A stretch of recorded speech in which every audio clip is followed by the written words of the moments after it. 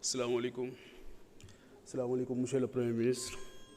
Salaamaaleykum, monsieur le Président de l'Assemblée nationale, les membres du gouvernement.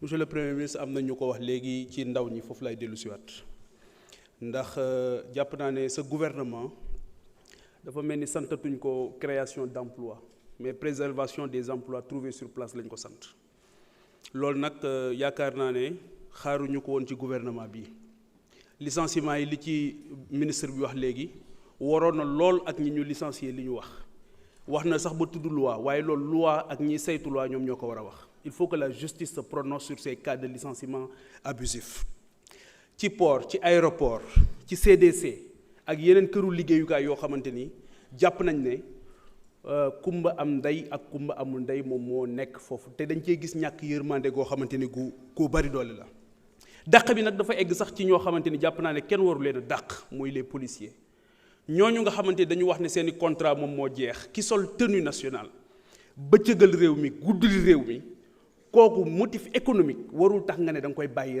rawatina ci jamono boo xam les défis sécuritaires sont énormes donc jàpp naa ne ñooñu muy ces 312 seen réintégration dafa war a nekk lu immédiate beneen bi mooy toujours ci ndaw ji migration circulaire wax nañ ko mooy léegi ndaw ji dañ leen di yóbbu ngeen dem loolu jàpp naa ne du solution keroog bi ñuy dem ni jëwriñ ji taxawee tiim leen am na lu bari lu mu fàttali ci conscience collective bi te loolu du li ñu diggoon ndawi Sénégal gis naa sax ñu ne Qatar tamit moo ngi xaar ñeneen ñoo xamante ni duñu ñuy witt waaye des gens qui sont bien formés loolu tam dëppawul avec les enjeux de développement du Sénégal donc loolu war nañ ci taxaw bu baax beneen bi monsieur le Premier ministre maa ngi ñeewant bu baax le ministre de la justice ndax fi mu ne ñoo ngi ñëpp a ngi jooy tiim ko y compris le président de la République di wax ne le peuple doit mettre la pression sur la justice non le peuple n'a pas le droit de mettre la pression sur la justice rawatina justice boo xam ki ñu ko dénk tey nit ñi am nañ ci moom yaakaar suñ ko dooleelul buñ ko affaiblir fii may wax ak yéen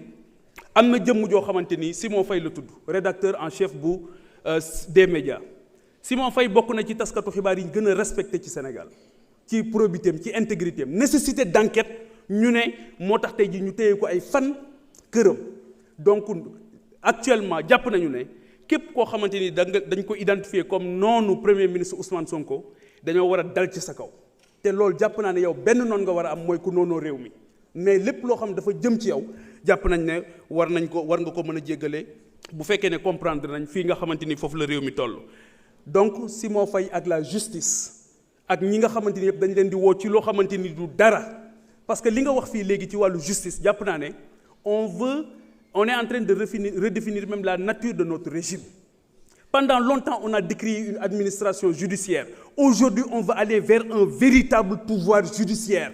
Loolu lañ doon xeex et pour man ce pouvoir là dañ ko war a gën a conforter war ko gën a liggéey bu baax c'est pas un pouvoir des juges loolu tamit gars yi nga xamante ni souvent ñoom ñooy nekk complètement à côté de la plaque ñoom ñoo koy nekk di wax donc loolu la ñu jàpp ne dafa nekk ay problématique yoo xamante ni war nañ ci taxaw bu baax a baax daal di dimbali li nga xamante ni moom mooy encore une fois ndaw ñi dooleel leen dimbali leen parce que tey jii Sénégal on parle de déguerpissement des jeunes yi nekk ci marché yi mais c'est la première fois dans l'histoire du pays où on parle de déguerpissement te kenn déggul ñu wax recasement il faut qu'on parle de recasement bu ñuy déguerpir beneen bi mooy la problématique des marchés benn borom xam-xam day wax ne boo demee ci dëkk boo bëggee xam ni waa dëkk ba mel njëkkal ci marché bi nu marché bi mel moom la dëkk bi mel te sunu marché yëpp tey ku ci am ndomba tànk dootoo dem ci marché yi dootoo fa nduggee dootoo fa lijjanti parce que xam nga ne marché yi nekkul aux normes donc il faut qu'on travaille sur un vaste programme de réhabilitation des marchés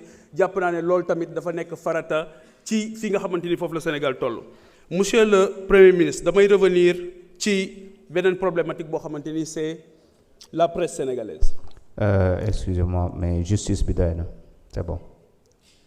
damay revenir sur la problématique de la presse. La presse honorable question la ci benn thématique bu noo xaabaabal ci thématique yu bari donc restel ci justice bi sinon mën nga dem toog. La presse se sent persécutée aujourd'hui. Veuillez couper le micro s'il vous plaît. La presse se sent honorable, allez vous asseoir. Allez vous asseoir.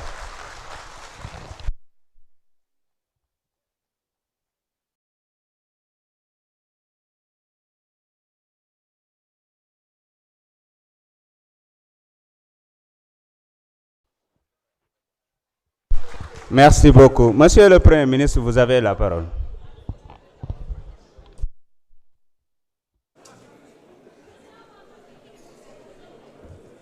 Merci, Monsieur le Président. Je crois qu'il y a eu 50 000 questions en une, mais dinañ ci tontu yenn yi rek. Et je me réjouis de voir que une certaine opposition essaie de s'agripper à tous les branchages. Et désormais, le cheval de bataille, c'est d'être les défenseurs du ministre de la Justice dans une soi-disant brouille avec le reste de l'exécutif. defe naa mun ngeen ut yeneen moyen d'opposition, c'est mieux.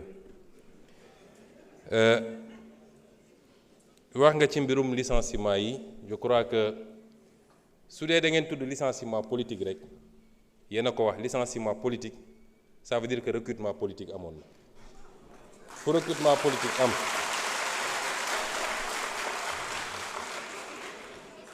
ku ñëw ku politique recruté woon nag politique war na laa mën a fi dindi loolu amul demal ma ñëw.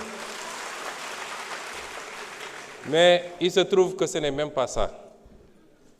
Le problème, ministre Birame Souleye Diop wax na ko léegi. On vous a donné des arguments techniques.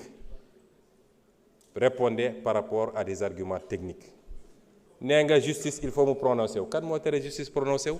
Les gens sont libres d'aller en justice pour dire que d'accord moi ci sama licenciement et la justice se prononcera. C'est pas un débat, jarul ñëw fi assemblée. Boobu vraiment c'est hors sujet. Ensuite, s'il vous plaît, vous parlez de justice. Vous savez, wax naa léegi, je ne sais pas dans ce que j'ai défini. Nga xam ne lépp ci constitution laa ko jëlee. Lan mooy le changer régime bi? Est-ce que yow xam nga régime Sénégal kon? Est-ce que vous pouvez me dire, la constitution dit que c'est ça. Je rappelle que c'est ça, vous dites qu'on change le régime. Quand la constitution existante change de régime. C'est-à-dire, il faut arrêter d'être aérien. Dès leen wax loo xam ne dañ naan 1 plus 1 égale 2 constitution article wax na lii est-ce que mooy nañ ko dee leen dellu si noonu ci politique parce que sinon da ngay di nekk di lëndëmal askan wi ci wax yoo xam ne amul bopp amul genn. La justice, elle doit être rendue. La justice a été discréditée depuis plusieurs années. Loolu du lu ñuy nëbb lu Sénégal yëpp d'accord la. La majorité des acteurs de la justice d'accord nañ ci. Magistrats, avocats, greffiers, ñëpp d'accord nañu y a un problème. Kon loolu lu ñuy waxati te ñi yàq justice nitu justice loxoom mi ngi ci lenn ci nitu justice yi du ñëpp parce que gis nañ li fi xew ak comment on a instrumentalisé des magistrats ba ñëpp ñaawlu ko loolu am na fi et cette justice là il faut l'aider à se redresser parce que erreur bi sénégalais yi warul def mooy jàpp ni dès lors qu'on a élu le président Bassirou Diomaye Faye le 24 mars mbir mi changé na déedéet y a la volonté de changer la conduite du changement et les résultats yi ñu war a am l'État c'est le même État qui est là les mêmes agents hauts fonctionnaires magistrats etc. loolu c'est pas parce que changé nga président rek que loolu changé na de liggéey la boo xam ne au jour le jour lañ koy def